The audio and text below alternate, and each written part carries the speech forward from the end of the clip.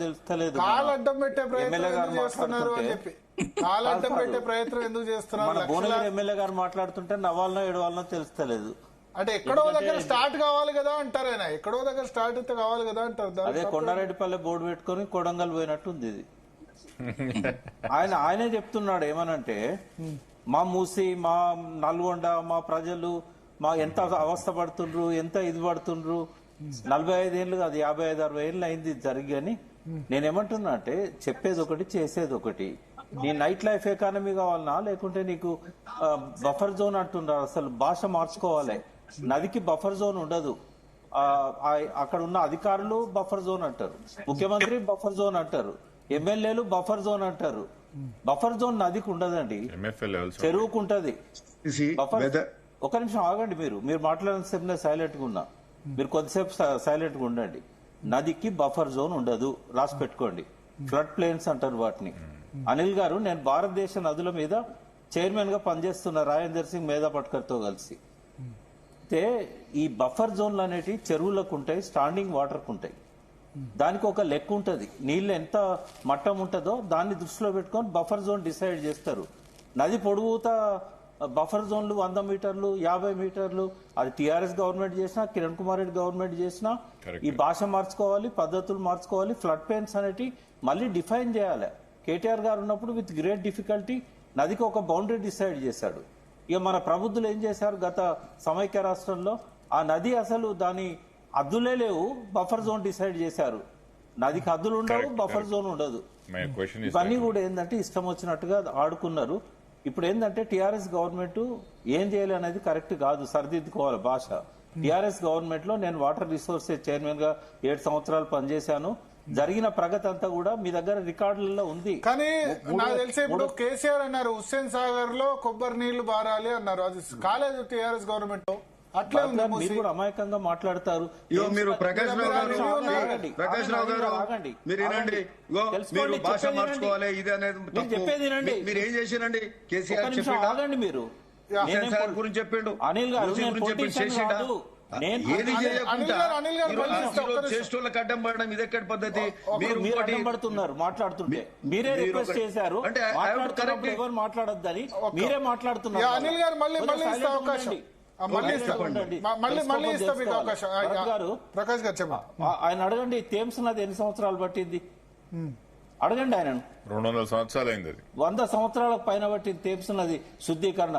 ప్రపంచంలో ఏ దేశంలో పోయినా థేమ్స్ ఆదర్శంగా తీసుకుంటారు. సబర్మతి రివర్ ఫ్రంట్ అయింది కదా, Sabarmati river front first phase చాలా తక్కువ. సాబర్మతి ఏమైందండి? సాబర్మతి మీరు చాలా రోజుల నుంచి సాబర్మతి గురించి మాట్లాడుతున్నారు. మన ఇద్దరం కలిసి పోదామా? మరి చాలా మంది పోయి ఎందుకు చూసి వచ్చారు? సాబర్మతి ఒడ్డున మెట్ల మీద గంట సేపు కూర్చోండి. ఏదైనా కూడా ఇప్పుడు నేను అనేది ఏంటంటే, మాటలు చాలా మాట్లాడతారు. అసలు ఇవాళ ఒక నిమిషం, టిఆర్ఎస్ గవర్నమెంట్ ఎక్కడ చేసిందండి? నాగోల్లో చేసింది. గాంధీ సాగర్ అని చెప్పి మంచిగా ఉన్న కాడ చేయలేదు. మీ నల్గొండకు పోయే గేట్వే దగ్గర చేసింది. నేను అనేది ఏంటంటే, ప్రయారిటీస్ ఉంటాయి ప్రతి ప్రభుత్వానికి. ఇప్పుడు నిజంగానే కేసీఆర్ గవర్నమెంట్ ఇంకో 5 ఏళ్ళు ఉంటే చాలా ప్రోగ్రెస్ ఉండేది. ఎందుకంటే వాళ్ళు తీసుకున్న ప్లాను పర్ఫెక్ట్లీ ఆల్ రైట్, అందరు సపోర్ట్ చేశారు, పర్యావరణవేత్తలు సపోర్ట్ చేశారు. అందులో మురుగునీటిని శుభ్రం చేయడం తప్ప ఈ శశబిషలు, బిజినెస్లు, నైట్ లైఫ్లు, నైట్ ఎకానమీ లెవెల్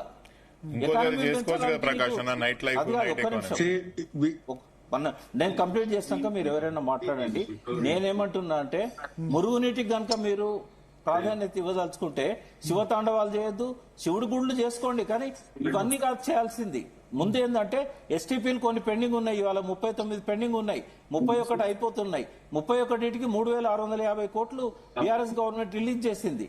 అవి కంప్లీట్ చేసుకున్న తర్వాత అమృత్ స్కీమ్ ఉంది. ఇప్పుడు అలా 10% కట్టాలి. ఎవడు కడతాడండి? మీరు ఉన్న డబ్బులన్నీ తీసుకుపోయి కార్తీక్ రెడ్డి అన్నట్టు 5,000 కోట్లు, 6,000 కోట్లు, 6,000 కోట్లలో 4,000 కోట్లు ఏడీపీ ఇస్తుంది, 4,000 చిల్లర. ఇప్పుడు ఈ డబ్బంతా తీసుకుపోయి 1,500 కోట్లు తీసుకుపోయి మీరు ఫస్ట్ ఫేజ్ లో పెట్టినట్టయితే 3rd, 4th ఫేజ్ లో కదా నల్గొండకు పొల్యూషన్ పోయేది. హైదరాబాద్ మురికి వాసన వచ్చేది అక్కడ కదా. దేనికి ప్రాధాన్యత ఇవ్వాలనో తెలియదు. మూసీ నది శుభ్రం చేయడం కాదు ఇక్కడ, ఎకానమీని పెంచుకోవడానికి చేస్తున్న ప్రయత్నము. దాన్ని ఎవరు తప్పుపట్టారు. కానీ ఎన్నో మార్గాలు ఉన్నాయి. ఓ పక్క సారా అమ్మడానికి టార్గెట్స్ పెడతారు, ఇంకో 5-6 వేల కోట్లు ఈ సంవత్సరం ఎక్కువ రావాలంటారు. మళ్ళీ పక్కన ఆరోగ్యశ్రీ మీద పెట్టుబడి పెడతారు. అసలు ఓ ప్రయారిటీ ఉందా, ఓ పద్ధతి ఉన్నదా? నేను ఒక్క ప్రభుత్వాన్ని అనట్లేదు. ఆలోచించండి, ఏది పడుతుంది మాట్లాడడం నడవది. ప్రజలు ఆలోచిస్తారు, మేధావులు ఉంటారు, వింటున్నారు మీ డిస్కషన్స్. ఎట్లా మాట్లాడుతున్నారు? నేను okay, can I speak now? చెప్పండి అనిల్ గారు. ఎస్, ఈరోజు మీరు ఏ ప్రయత్నం చేయకుండా గత ప్రభుత్వాలు, మొన్నటి వరకు ఉన్న ప్రభుత్వం, గత ప్రభుత్వం ఎవ్వరు కనీసం ఒక్క అడుగు కూడా ముందుకేలే. మూసీ ప్రక్షాళన మీద ఏ ప్రాజెక్ట్ చేసినా ఒక్క ఫేస్ లో చేయరు. మేము పైకెళ్ళి ఓ 10 ఏళ్ల కింద పొల్యూషన్ లేదు. ఇదే నార్సింగి, మూసీ, ఈసా నదుల మీద అంతకుముందు పొల్యూషన్ లేకుండే. ఈ రోజు పొల్యూషన్ ఆడ కూడా స్టార్ట్ అయింది. హైయెస్ట్ నెంబర్ ఆఫ్ ఫ్లాట్స్ వస్తున్నాయి, ఆడ కూడా స్టార్ట్ కాబోతుంది. ఎక్కడనో ఒక దగ్గర మొదలు పెట్టాలి. 55 కిలోమీటర్లు ఇంత పెద్ద స్ట్రెచ్ ఏ నది ఒక సిటీ గుండా పోతలేదు, ఎక్కడ కూడా బహుశా లేదు. మేము ఇన్ని ఎగ్జాంపుల్ చూసినాం, వెదర్ థేమ్స్ గానీ, వెదర్ సబర్మతి గానీ, వెదర్ ఇవన్నీ కూడా మనము సోల్ నది గానీ, ఇవన్నీ కూడా ఎక్కడ ఇంత స్ట్రెచ్ లేదండి. ఇంత పెద్ద stretch at a time you can't start. And we're starting almost 55 kilometres లో 40% స్టార్ట్ చేస్తున్నాం. 22 కిలోమీటర్లు స్టార్ట్ చేస్తున్నాము. ఇప్పుడు లక్షల కోట్లు పెట్టి ప్రాజెక్టులు చేసినప్పుడు ఇది మనుషుల ఆరోగ్యం, మంది ప్రజల ఆరోగ్యము. మరి హైదరాబాద్ కూడా నాట్ ఓన్లీ నల్గొండ, భువనగిరి, రంగారెడ్డి కాదు, ఇది ఈవెన్ హైదరాబాద్ లో కూడా పరిశుభ్రమైన శుభ్రమైన నీరు ప్రవహిస్తుండాలి. మూసి ఇంత పెద్ద ఇంటర్నేషనల్ సిటీ, మురికి అక్కడ పోతే కంపు కొడుతుంది. గట్లాంటి పరిస్థితి ఉండాలా? గట్లాంటి కంపు కొట్టే ప్రాంతంలో పేదోడు బతకాలనా? వాళ్ళు అట్లనే ఉండాలా? అరే మంచి స్కూల్ ఎడ్యుకేషన్ ఇస్తాము, బాగా చేసుకుందాము, హైదరాబాద్ మంచిగా చేసుకుందాం, మా కింది ప్రాంతాలకు మంచినీళ్ళు రావాలి, కుల వృత్తులను బతకాలి. ఇవన్నీ ఏది పట్టించుకోకుండా మీరు అసలు ఒక ప్రయత్నం చేయకుండా మీరు ఈరోజు ఈ ఎస్టీపీలు కూడా ఈ 39 ఆల్మోస్ట్ 45 ఒక స్టేజ్, మరి నెక్స్ట్ 39 అనుకుంటా. ఇంట్లో మేము వచ్చినాక బిల్లులు ఇచ్చినామండి, సగం బిల్స్. మా ప్రభుత్వం వచ్చినాక బిల్స్ కంప్లీట్ చేస్తే అయిపోతుంది. నల్గొండకు సొల్యూషన్ సరే, నైట్ లైఫ్ అది మీతో తర్వాత కానీ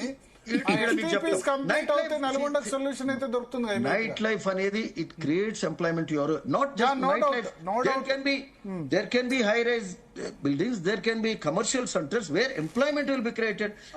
Restaurants వస్తే టూరిజం పెరుగుతుంది, ఇవన్నీ జరుగుతాయండి. ఇప్పుడు ఒకటే వేరే ప్లేస్ లో చేసుకోవచ్చు కదా అంటారు అనిల్ గారు. ఇది మూసీ దగ్గర ఎందుకు చేయాలి? నైట్ లైఫ్ వేరే ప్లేస్ లో చేసుకోవచ్చు కదా, అక్కడైనా చేసుకోవచ్చు కదా. నైట్ లైఫ్ అనేది ఒకటే మార్క్ చేయకండి. We're talking about employment to the youth of Telangana by creating ఒక కమర్షియల్ సెంటర్స్ గానీ, రెసిడెన్షియల్ హై రైజ్ బిల్డింగ్స్ గానీ, టూరిజం డెవలప్ అయ్యేటట్టు గానీ, ఇట్లాంటివన్నీ చేస్తూ. అయితే మీరు చెప్పిన దానికి, మీరు అడిగిన దానికి జవాబు ఏంటంటే, బేసికలీ ఇప్పుడు ఈ మూసీల ఈ కలిసే సీవరేజ్ లైన్స్ అన్నిటికీ కూడా మేము ట్రంక్ మెయిన్స్ కట్టాలి.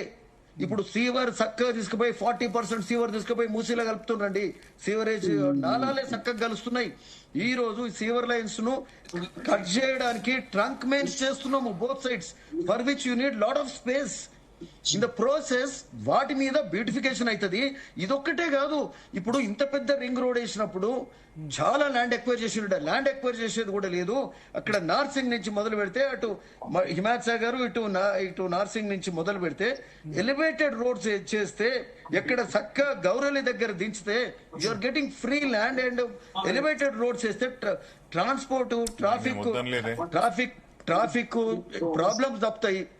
ఈ రోజు పెట్రోల్ షార్టేజ్ కూడా ఉంది. రింగ్ రోడ్ ఎక్కితే చుట్టూ తిరగాలంటే 167 కిలోమీటర్లు అండి. మేము ఇక్కడికి వెళ్ళి అక్కడికి పోవాలంటే ఈ రోజు 40 నిమిషాల్లో పోతాం. ఇప్పుడు మేము పోవాలంటే గంట. కార్తిక్ రెడ్డి గారు, అరే ఇట్ ఈస్ గోయింగ్ టు ఒక్క నిమిషం. కార్తిక్ రెడ్డి గారు, ఇప్పుడు ఔటర్ రింగ్ రోడ్ బహుశా మీరు రాజశేఖర రెడ్డి గవర్నమెంట్ లో ఉన్నప్పుడే జరిగింది. సవితారెడ్డి గారు ఎమ్మెల్యే ఉన్నప్పుడు జరిగింది. డెఫినెట్లీ ఔటర్ రింగ్ రోడ్ ఒక అసెట్ మనకు. బెంగళూరులో ఇప్పుడు ఎంత ట్రాఫిక్ ఇబ్బంది ఉందో, మన ఔటర్ రింగ్ రోడ్ లేని హైదరాబాద్ ఊహించలేం. సో ఇటువంటి పెద్ద ప్రాజెక్ట్స్ జరుగుతున్నప్పుడు డిస్ప్లేస్మెంట్ గానీ ఇటువంటి ఇబ్బంది జరుగుతుంది. సో ఇప్పుడు మూసీ సుందరీకరణ కూడా జరిగితే అది it creates lot of employment అంటారు. ఇప్పుడు వ్యతిరేకించిన వాళ్ళు కూడా తర్వాత లాభం జరగచ్చు అంటారు. భరత్, ఇప్పుడు రింగ్ రోడ్ 120 కిలోమీటర్